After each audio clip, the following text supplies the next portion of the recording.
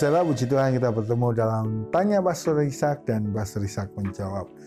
Saudara, sebuah pertanyaan yang menarik di sini. Bolehkah saya menerima komisi dari rekan kerja supplier? Oke, ini maksudnya berarti dia seorang yang berhubungan dengan supplier.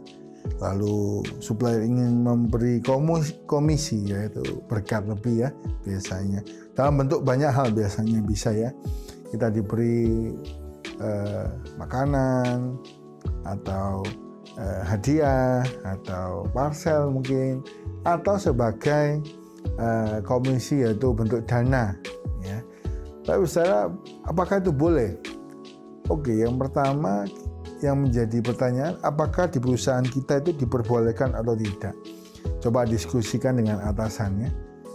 Kalau boleh ya memang itu sudah bagian kita.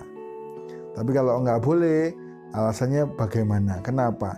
Mungkin juga seringkali no tipping atau no komisi itu terjadi karena supaya kita nggak mengistimewakan seseorang yang tidak seharusnya diistimewakan. Ya, karena orang itu mungkin menekan, punya mau yang berbeda, yang merugikan perusahaan seperti itu ya. Jadi kita harus berhikmat. Nah, ini minta hikmat sama Tuhan, baik saudara ya. Dalam hidup ini kita minta tuntunan Tuhan. Yang pertama, kita banyak baca firman. Yang kedua, kita banyak berdoa. Jadi kalau kita damai sejahtera, ya, bos boleh. Lalu kita damai sejahtera terima yang kita terima. Tapi kalau nggak damai sejahtera, jangan diterima, sederhana. Biarlah kita boleh hidup lurus di hadapan Tuhan. Ya, mungkin kalau nggak komisi yang berbahaya atau dana atau sesuatu yang lain, kita bisa memberikan diskon, ya, atau apa yang sesuai hikmat. Mungkin kita bisa ya, daripada kamu ngasih aku komisi, mungkin kita saling membeli barang atau bagaimana, kita atur ya. Kalau kita beli dapat diskon berapa. Nah, itu lebih baik ya, karena kita ada usaha, effort. Nah, seperti itu. Jadi kalau kita punya pertanyaan hari ini, boleh nggak terima komisi? Sesuai hikmat Tuhan dan sesuai peraturan perusahaan.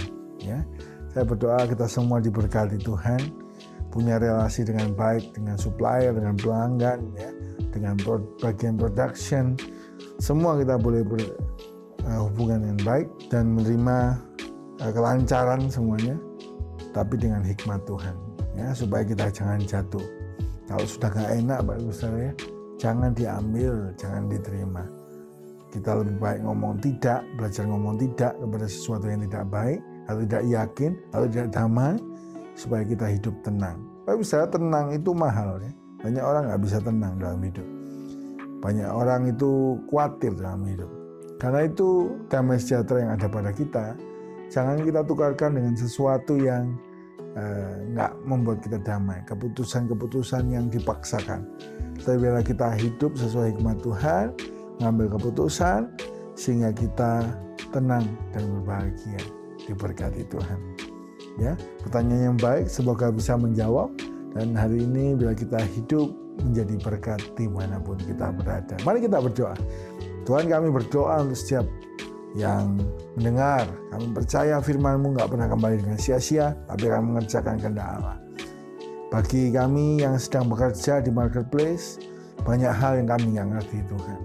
Tapi kami mohon hikmat supaya kami dituntun dalam kebenaran dan kami boleh menjadi berkat. Sertai kami Tuhan, sertai.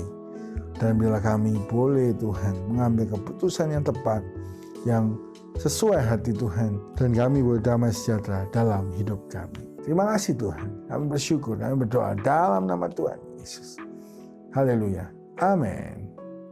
Puji Tuhan, Bapak Ibu Saudara, kita boleh sama-sama bertanya jawab. Bapak Ibu Saudara tanya Pastor Ishak menjawab. Bila kita semua semakin bertumbuh dalam pengetahuan dan semakin mengasihi Tuhan, dalam praktikal hidup kita semakin sesuai dengan firman Tuhan, dan bila kita jadi gereja anak Tuhan dan hamba Tuhan yang bertumbuh-tumbuh mengasihi Tuhan. Tuhan berkati kita semua. Shalom.